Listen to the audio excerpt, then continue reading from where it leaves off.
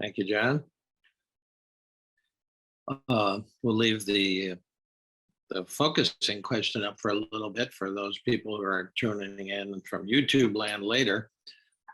How can I learn to be rigorously honest and endlessly tenderhearted towards the way that I'm contributing to the pain that I'm trying to free myself of? Great question. Great question. So, all right, so move back to our view.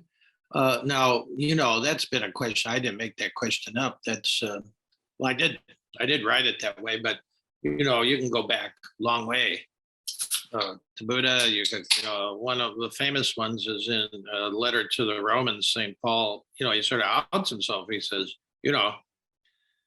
Paul was a flawed guy, just like Merton and everybody else, and he just said, I have all these, I know what's good. I know what I want to do. I want to do the good. And then I end up doing the other thing, the frustration. It's a great passage, I think, somewhere around 17 in Romans, line 17. He admits what he's struggling with, that, I know what I want to do. I know what's good. I know what I want to do.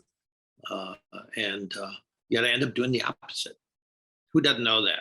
Who doesn't know that? And so that's really that's the question we're dealing with. And so we're really going to try to look into it a little bit, shed some light on it. And the first part is the rigorously honest part. We have to really look at what's going on. See, we have neurology now. We have guys studying the brains. We have guys at Stanford and up at the University of Wisconsin with these MFRI machines that are hooking up meditators.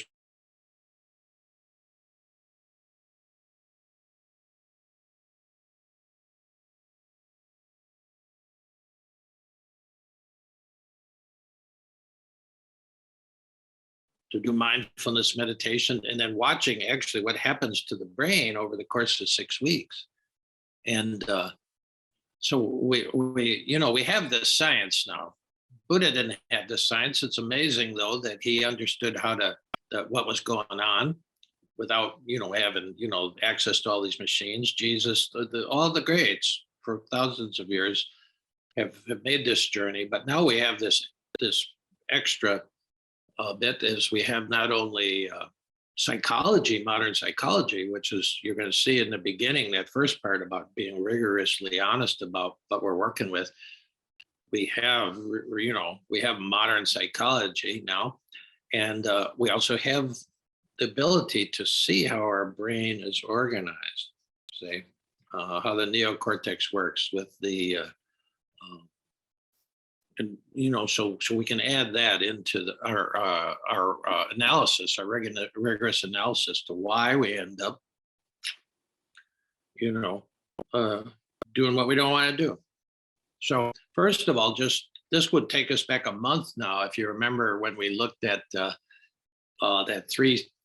three-tiered view of consciousness that came out of really the cloud of unknowing. 14th century, anonymous English monk in the middle of the Black Plague had time to write this. It's pretty amazing. But that three-tiered view of consciousness holds up even to this day, and it can be simplified to talk about, first of all, our childhood operating system, which was survival-based, fear-based, and really what we were working with when we're accessing that operating system that was meant to get us safely through childhood, and all the way back to when species were on the savannah, with all these physical threats. It really pulled on that part of the brain, deep in the brain, called the amygdala. These two little almond-shaped organs side by side, and mostly the perception would come to there, and that's fight, flight. That's a real quick response. And when our childhood operating system gets triggered, there's some perceived fear or threat, then we're working off of that a lot. We're working off of that brain, that part of the brain. That's nowhere, it bypasses the neocortex, bypasses logic, reason. understanding, and you react. So there's that, and that'll save you in a pinch. That's why that's not going away. But if that's all you have, yeah, it can be dangerous because you don't do any thinking. It bypasses that. So that's what we call the childhood, and it's works on emotion. So when you have these emotional outbreaks, it's almost 100% sure when I had a dream last night. I woke up really afraid. Well, it was hitting that. I knew it was hitting that operating system at 72 and 50 years of meditation. Boy, it's still there. And that's one thing to know. Your childhood operating system, you don't want it to go, but you don't want it to dominate. You don't want to be acting out of it. We got to start to understand it, that it works based on fear and what we do with fear. Okay. And it's working through the amygdala, not through your neocortex. After you act it out, you say, gee, then you can think about it. You say, oh, I would have done this, all that. So then, if it can get us through, and you got to give it its due, because it does keep us safe. And we did make it through childhood. We wouldn't be here. But then you go off to school and they start educating, by that time they start really going to the left brain, reason, logic, math, verbal, that stuff. It all comes on not at the beginning, it takes a while. And then you're going from you're adding on to the survival operating system, the strategic operating system. Nobody's paying chess at age 2, well, unless maybe you're a Russian prodigy or something, but normally it takes a while to have those neural connections in the neocortex, you say. So we got the amygdala, it's still there, and then we're developing the neocortex, billions of neural pathways, okay? And then just to give you the arc of it, so we got that. Hopefully world leaders at least have that on, have that there. Some seem to be like working from the childhood operating system pretty much, power and control, affection, esteem, survival and security. That's the childhood operating system, in a nutshell. Merton called it the false self. Thomas Keating was a little kinder. He just called it the homemade self, the self that was pretty much made in the home, because we had, how do these neural pathways get formed? Well, in utero, the genetic components are loaded in. And so that would mean like physical attributes, hair color, eye color, but also temperamental attributes. I'm convinced that's where your Enneagram perspective comes in utero. And then what happens once you're born will work on it. But there was a study with identical twins, and over 90% of identical twins had the same Enneagram temperament, and fraternal ones rarely. See, so it sort of seems like, I've been a 1 my whole life in terms of temperament. That was front loaded in, and I think the Dalai Lama has been around 14 times. From the Tibetan point of view, and from my experience and point of view, he's probably been a 9 for 14 lifetimes. Yeah, he's had that point of view, and he's finding the upside. Every temperament has an upside, you see, and he's there. He's a guy who just being around him evokes peace out of you, because he's done the work 14 lifetimes, and he's still doing the work. Okay, so these neural pathways, which I call the cow paths, because they're deep and they're well worn, and they were established in childhood. These are the strongest ones that we have, and they won't give way easily. The architecture for our childhood operating system, Keating called it the homemade self. Okay, that's fine. Kept us safe, and it still continues. The functional part of that, as you move on, if you're going to become a functional, somewhat expanding conscious, you take the positive aspects of the childhood operating system, and you start to notice the dysfunctional, unhealthy aspects, and you can sort of let them go more and more. They fade more and more, hopefully, with life. Okay, so uh, so this part of rigorous view of the thing,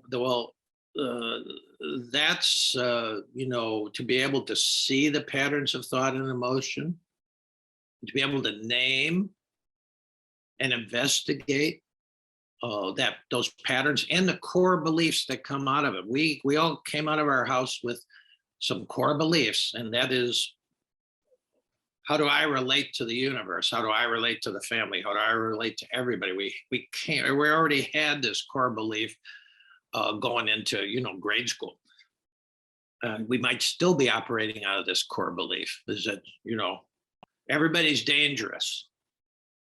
So you walk in the room and you look for who are the dangerous ones, who are the safe ones.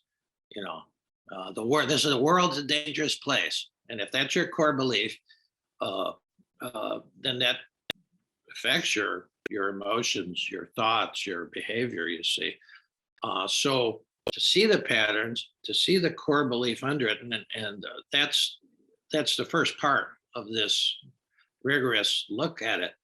And we have great advantages now, because at some point when your life's not working out, you're horribly unhappy, you're depressed, maybe suicidal, whatever, then you could go to a good therapist. So psychodynamic therapy of all kinds could be very helpful, because that's what it points out. These are the patterns. Eventually they get to your core beliefs, especially if it's, in most cases, it's dysfunctional. It's a belief of a child dealing with their household universe. And so you got to see it at some point. Yeah, that's, Mike, the Enneagram could be the other helpful thing. See, to see the patterns and identify your core belief. The Enneagram is very helpful there, which is why you don't like it at first, because the upper level of the Enneagram, it shows you your patterns and it shows you the mechanical nature of it. And if you can look a little deeper, you'll see the core belief you're operating on. And there's really more than 9. If you really look closely at the wings and the subtypes, there's really like 64 different flavors of temperament that people have to really get fine tuning. Well, that's where the Enneagram can help you. Because I'm a sexual one that leans 2 in a big way. That identifies the patterns, you see. So you can really see it. That's helpful. Or if you got a good therapist there, you're working with a therapist for a while, that takes some time. In both cases, you don't go to 1 or 2 therapy sessions, and you don't get the Enneagram, even in a great book study like Linda's doing, Linda Rands is doing. It takes a lot of time, because patterns hide. It's like the fish doesn't know about water. We don't really know those patterns that are running our life, you see. So this is the first part, seeing the patterns and then naming them, and investigating them to where you can see the core beliefs under it, and then investigating that and saying, well, how healthy is that? Like, how's that working for me? My core belief is a version of, I'm not perfect, but I could be. And if I really was perfect, then everybody would love me. That's how all the core beliefs end. What I got to do for love. What I got to do for love. I'm really convinced about that, just based on my own experience. We want this feeling of unconditional love. We want this, and and I do too. And I lived with a woman who had that. I lived with my grandmother who loved me unconditionally, but I'm still hustling for love. And your particular temperament is your particular hustle. And until you see that, because then you got all the mystics from all the traditions for all time telling you what they've experienced uniformly is that you are love at your very essence. They all have different languaging, but you can really, if you translate it, it all says at your very center and outworth, every neuron, that you are the incarnation of love itself. in material form. That's what Merton saw in the street corner.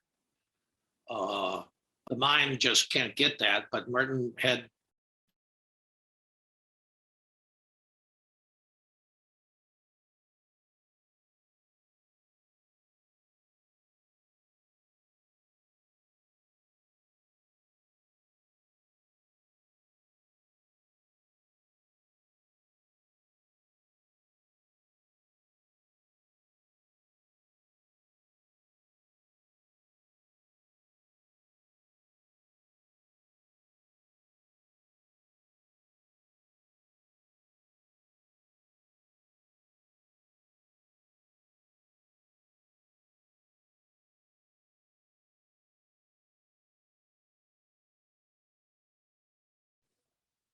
We can't hear you, Joe.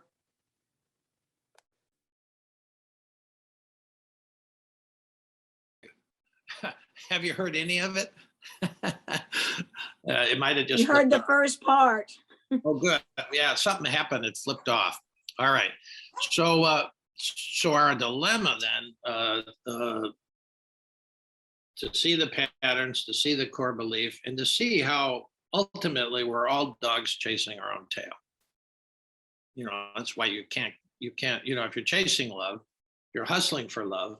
It's like a dog chasing his own tail because we are the manifestation of love. Now, that's every mystic says that. Every mystic was somehow hit by a body blow of love from the universe, and then the rest of their life is, telling people about it and then actually giving it back to people.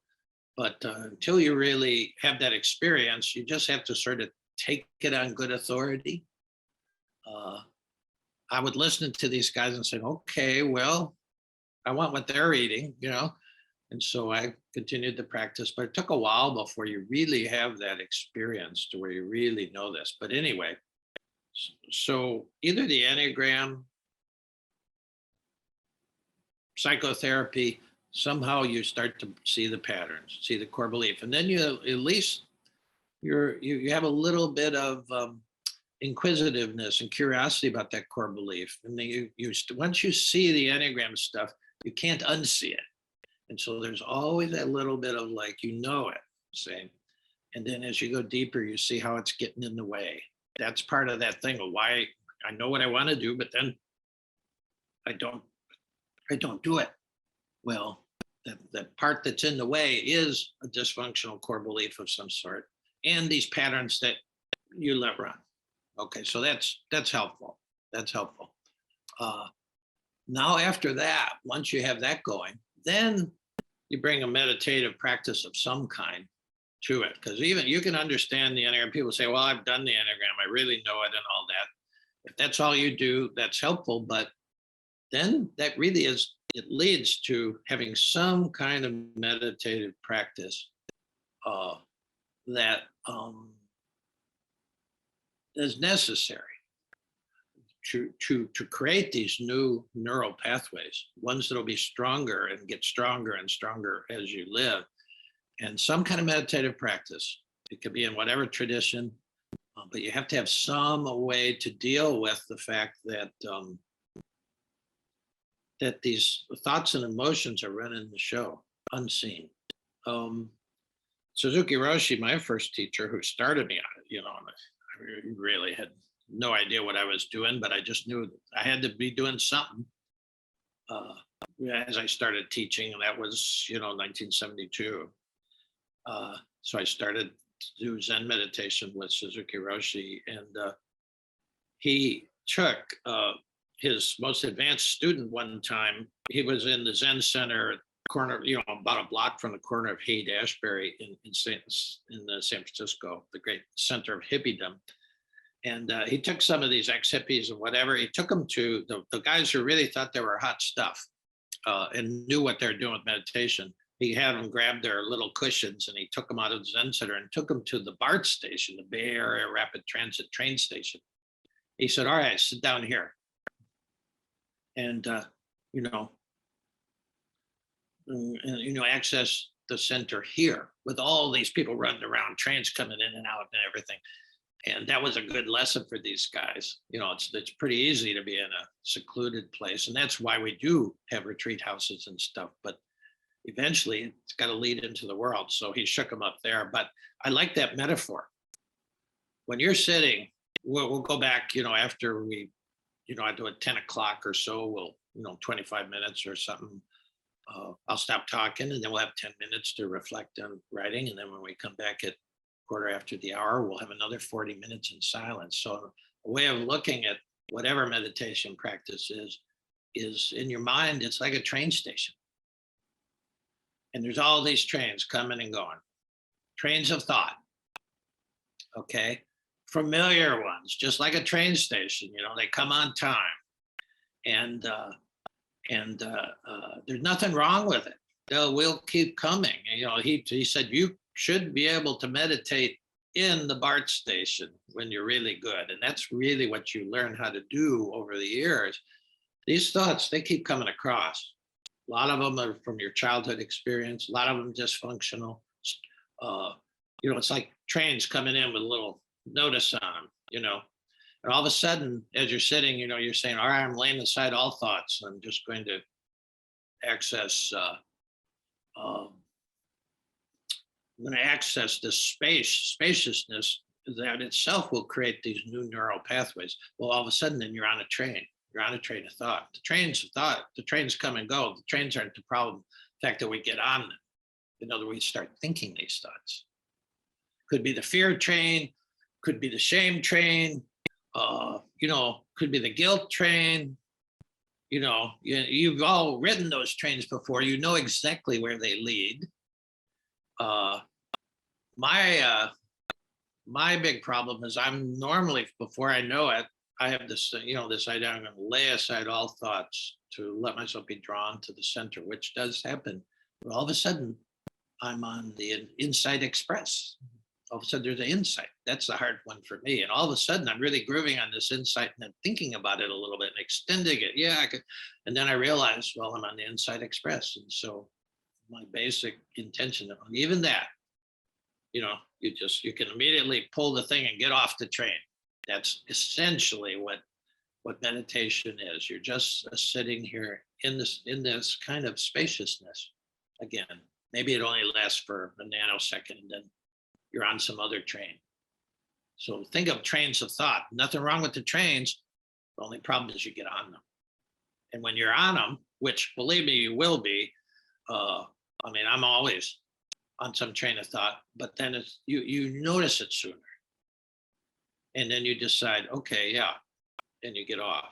You just let it go. Gently lay it aside. Okay, that's an important, that comes after you learn all this stuff in psychotherapy, or you learn all this stuff. You can know the Enneagram inside out, but if you don't actually let go of those thoughts, dispossess yourself of them, at least for a little time, like 40 minutes, 20 minutes here, 20 minutes there, twice a day, they're going to still run you.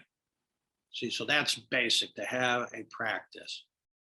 And then it's from it. Then the next step is about bringing it from the prayer space, bringing it from your formal prayer space, your Zendo. Zendo just means your meditation space, into the living room, into the dining room, into the workplace. You see, that's where it's not about it's not a separate. At beginning, it starts as a separate part of your life, like a separate container. Okay, I'll go do my sitting or whatever. But it's really meant to leak out and sort of spider out. Neurons are meant to connect with how you live, how you create food, how you deal with your people in your family, people at the workplace. So that's really, over time, then it's meant to go out that way, you know, to hit the street. Okay. Otherwise, you might be changing yourself, but this is like a happy hour, when all of a sudden you bring that self that's transforming into the world, and then you rub shoulders with these other people. My teachers are those people. They didn't just hide away in a cave and keep it to themselves. The Buddha didn't keep it to himself. Jesus didn't keep it to himself, because this is love. When you get this kind of love from the universe, the only way to repay this unmerited love of the universe or God or whatever you want to call this grace that comes to us, the only way to repay that actually is to give the love back. And so the teachers taught, and they shared their experience, and they encouraged people. And so it sort of goes out from the cushion, it goes out from your prayer space into the world. Uh, this group, for instance, that's been meeting now for 2 years. That's why from time to time I tell you about. Not only do you realize the effect of sitting even virtually with 30 or 40 people who are trying to do the same thing, you realize the energy that you get from that. But then when you realize how that actually goes out into the world, just to remind one another, and that's what we do in our the third movement here, where we get the community together, still in the silence, still in the contemplative space, and we share how things are working that way. In fact, that the donations to keep this thing going are every month going out into the world. Drops in the ocean, but there are drops. The latest one, we've been sending love and support to the Doctors Without Borders, who are they're trying to deal with the people who are hurting there. It's a small drop in the ocean, but it's our drop in the ocean. So it's important to know that. But the real thing is to bring what you're learning here and the transformation into the people you live with, the people you work with, the people you meet anywhere. Yeah. Now, finally, the fifth thing is what the Zen folks call hard sitting. And so, Suzuki said in Zen Mind, Beginner's Mind, he said, you're not a Zen student, you're really not a Zen student until you've done hard sitting. Well, what is that? That just means when you're really bowled over by an experience, somebody close to you gets a diagnosis, or like I'm on my prayer board here. I have Kelly McIntyre and her 96-and-a-half-year-old grandmother, who just passed away yesterday, I think about 4:45 in the morning. And, when that kind of thing happens to you, I remember when I lost my grandmother, who was 94-and-a-half. It was a big thing. I had both my parents die here, in the house. And so certain things are just huge things. They knock you back. What's going on now with the war sort of knocks you off center. And you have to learn to sit with those things in a certain way. And that's what they call hard sitting. You just get fired. My marriage fell apart a couple of times. If I had not known how to sit with it, plus having the Enneagram the first time it fell apart, I don't know where I'd be. I doubt if we'd be having this conversation. So you have to learn that when life rocks you, can you sit with that? See, can you sit with it? It doesn't matter the work you're doing. Meditate 50 years, difficulties, frustrations, crises will always occur. That doesn't mean you're I had a really good friend who was what I would call a new age healer, and she was good, but then just right when she was really at the where she was really enjoying life, she got a cancer diagnosis, and it was stage 4, and she went out in a matter of weeks. And she believed that you create your own reality. I don't believe that. We co-create it. We're chip in, but there's something bigger than us that's involved in all this. But anyway, if you feel you create your own reality, she was like totally confused, and then felt guilty. What had I done wrong? I mean, she said these words. I sat at her bedside. She says, I don't know what I've done wrong. And I said, you haven't done anything wrong. See, that's a real trap. That's a real trap. So when these things happen to you, difficulties, frustration, crises, like that was a crisis, you have to learn how to sit with it. You have to tolerate it, first of all. You have to tolerate what's happening. It's sort of like when that's, you have to say, okay, I'm going to sit with this. You tolerate it. And you need to hold the upset because you're upset with a kind of compassion. Now we're talking about that second part of the thing, to embrace all of this with, once you've got a sort of clear view, then when this kind of crisis happens, you have to embrace it with your tender heart, with compassion. So you have to accept it. You have a sense of, you can hold it in compassion, and you basically don't offload the energy of it. That's the thing to really think about for a minute. I learned that from Reggie Ray, the Tibetan guy that I worked with for about 10 years. He said, when big things happen, like this morning, I woke up, I was in fear, all right? And that's a certain kind of energy that you all know.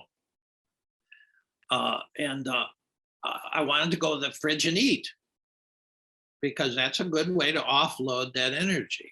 Other people might take a drink or who knows what, or whatever addiction. I'm addicted to work, and also, addicted to that cycle of when there's a lot of energy in there. We call it fear.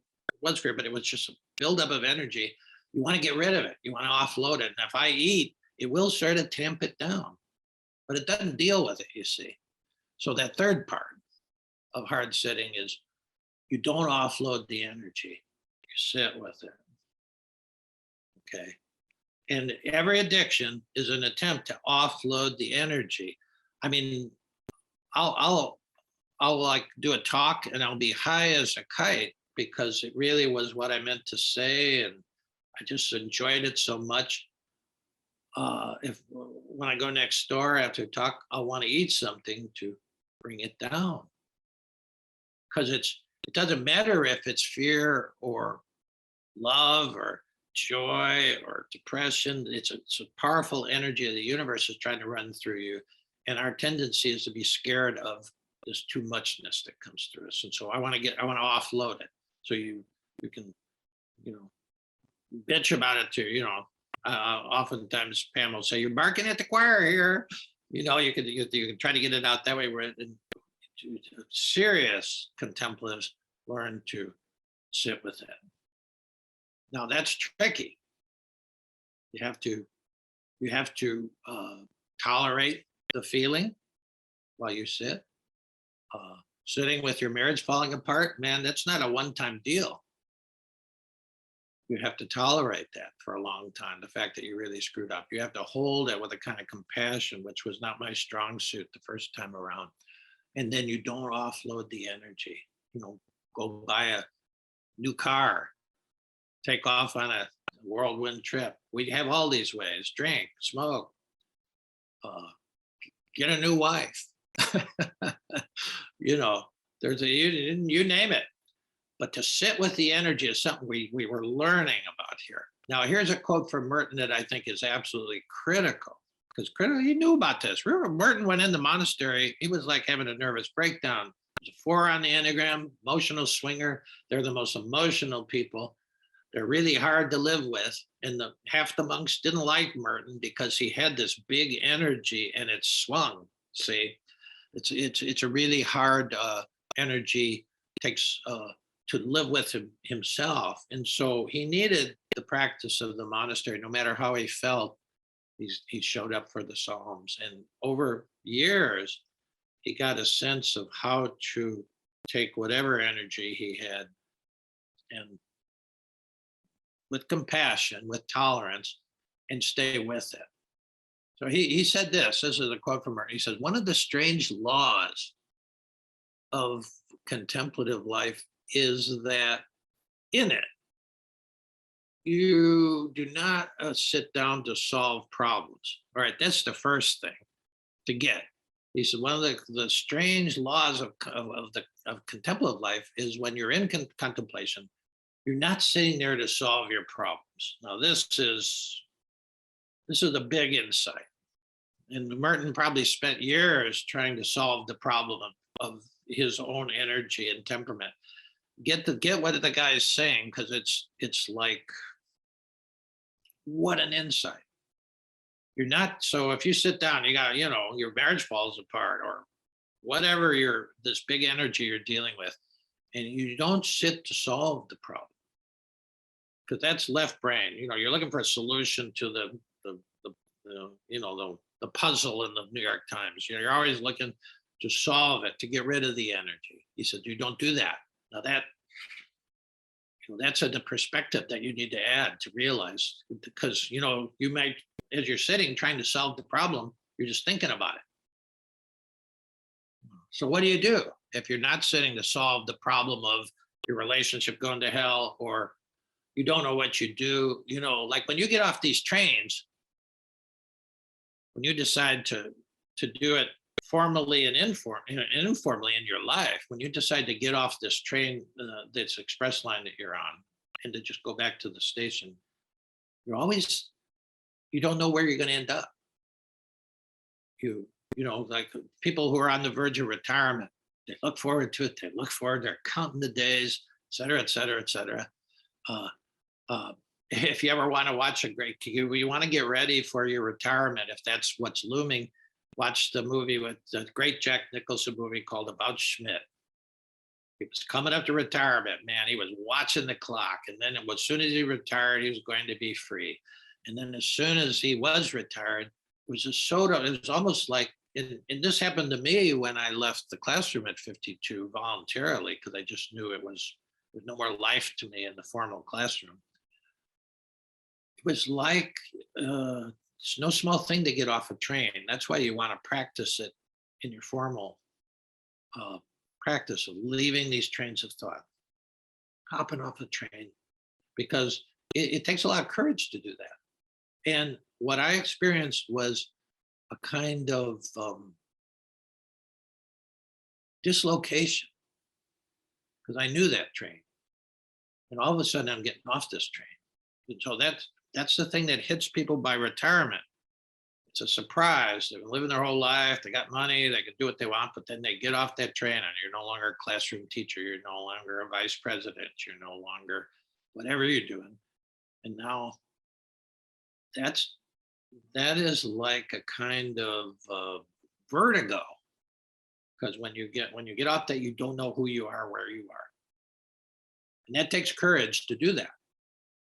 That takes courage to do that. So it takes courage to do this kind of practice, really to do it, to not only lay thoughts aside, but also to sit with this big energy of the moment. And again, it could be joy, it could be depression. It's just big energy, to sit with it and not try to solve it or get rid of it, but to tolerate it and to hold it with some kind of compassion, and to not to the third part, to notice how you want to offload the energy: eating, drugs, sex, motion, Netflix.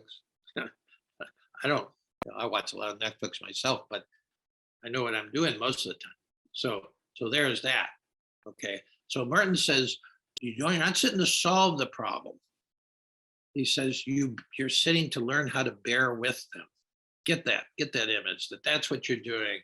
As you do ripen in the contemplative practice, you learn how to bear with this big energy. And then he says, until you learn how to bear with the problems until they solve themselves. Now that's quite a statement. And maybe you've never done that yourself, or maybe you only do it every once in a while. But Merton was a guy who, and you could find that same statement in Zen literature, in Tibetan literature, in Sufi literature. What he's saying, one of the strange laws of contemplative life is that when you're in contemplation, you don't sit down to solve problems. I mean, that's so counterintuitive. That's what brought me to it. I was stressed out like crazy, and I wanted to go to meditation to solve that problem of anxiety of being out of control in the classroom, as I was as a first year teacher. That's not what you're doing there. As you go longer and longer, you sit to learn how to bear with the current big energy, the current problem. It's not really a problem. I'm telling you, it's not a problem. It's big energy. And we've given names, depression, and depression is a big energy. Uh, Even as it appears to physically, you have no energy. It's really a tough energy to deal with. But what the really word means of depression is you're pressed down like with a huge weight. You press down, so you don't feel like you have the energy. But believe me, there's a big energy pressing you down. So even when you feel like you can't even have anything, I had a woman in Nashville who sat through the winter in a chair. I met her, when when I was working down in Tennessee and worked with her for some years, and she sat a whole winter in a chair in her house, and her kids had to come bring her food and help her out of the chair to go. And I said, I didn't understand depression at that time. I never had a serious depression up to that point. And I said, how could you sit in a chair all winter? And she said, you've obviously never been that depressed. And I said, no. And I said, how could you do that? And she said, I didn't have the energy to get up. And her kids luckily would come in and they'd actually get her up and clean her up. And then they'd put her back in the chair because she didn't want to go into bed. And that's real serious depression. But that's a big energy, you see, even though you don't have the energy to get up. It's really not understood. Martin had bouts of that. He had bouts of that. And can you hold that kind of energy compassionately and not try to offload it? I mean, when you are really seriously depressed, sometimes, you need medical intervention just to keep from, to stay alive. Nothing wrong with that. But most of us, if it's not like a real clinical thing that where you could suicidal or something, you just want to end this, well then seek therapy, and then medication can be extremely helpful. It'll get you out of that thing so that you can function again. The joy of that. So what I'm talking about mostly the big energy that hits us, not that. And to have a practice doesn't mean that doesn't happen over and over again. I would be sugarcoating it. It happens. Like I woke up today with big energy of fear, and I luckily knew enough, practiced enough to just let it be there. And I was sitting with it, bearing with it in the first and the second sitting. And you either learn to transform this big energy or you transmit it in a way that nobody else can understand, which often hurts the ones you love. It's transform or transmit. Yeah. I mean, that's pretty close to a law of the universe. And so to have a contemplative practice, you're sort of committed to transforming all especially the dark energy, the energy that's just really dark, transform it. Otherwise, you just pass on the pain, and you don't mean to. I didn't mean to, but this is worth thinking about. So we got about 15 minutes to reflect on this. If you heard something that resonated, we'll just start writing about it, and then we'll come back and we'll go into formal contemplation for 40 minutes, and we'll actually go back into the chamber. So if you're dealing with big energy right now, that's fine. Write a little bit about it, and then we'll go into the transformation place, silence, spaciousness. Okay. All right. So